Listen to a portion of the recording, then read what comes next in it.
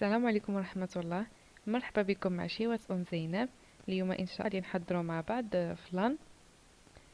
فلان كيجي رائع، مذاق ديال اللوز. خليكم مع الفيديو باش تعرفوا على المقادير وطريقة التحضير.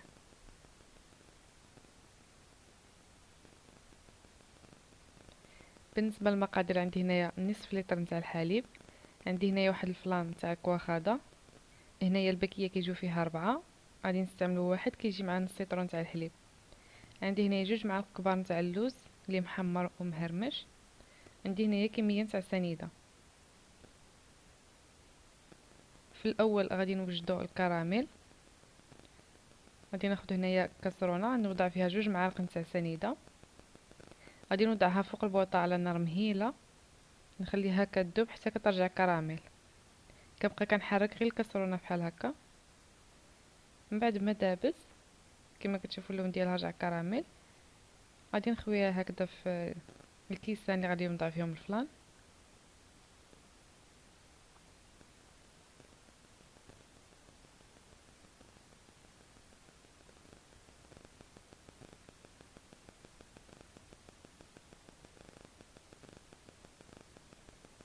كنوزعوا داك الكراميل هكذا شويه على الجوانب،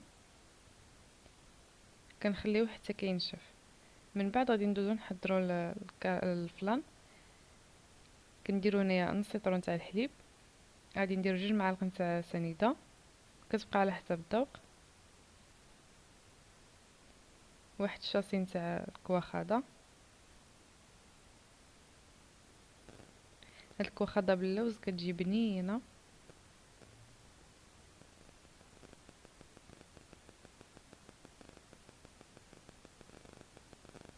كنحرك الخليط مزيان، من بعد كنزيد ديك الكميه نتاع اللوز، كنوضع الكل فوق النار مع التحريك المستمر حتى كطلع فيه الغليه.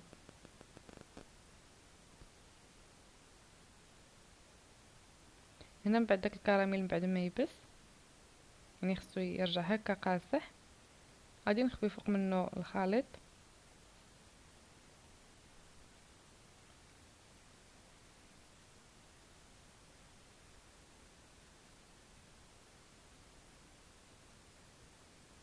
هنايا كنخليهم حتى كيدفاو، من بعد كندخلهم الثلاجه حتى كيبردوا مزيان وكيجمد معنا الفلان، وكنقدموهم بهذا الشكل. هذا كيجي الشكل ديالهم زوين، وتا المذاق ديالهم كيجي غزال، كيجي رائع.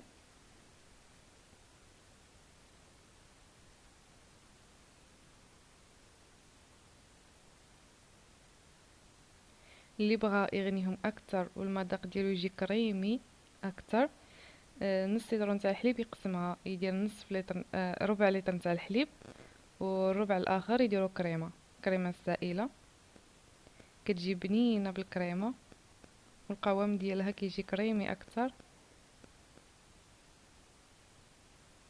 نتمنى الوصفه اليوم تنال الاعجاب ديالكم وتجربوها، والى فيديو اخر ان شاء الله. السلام عليكم ورحمه الله.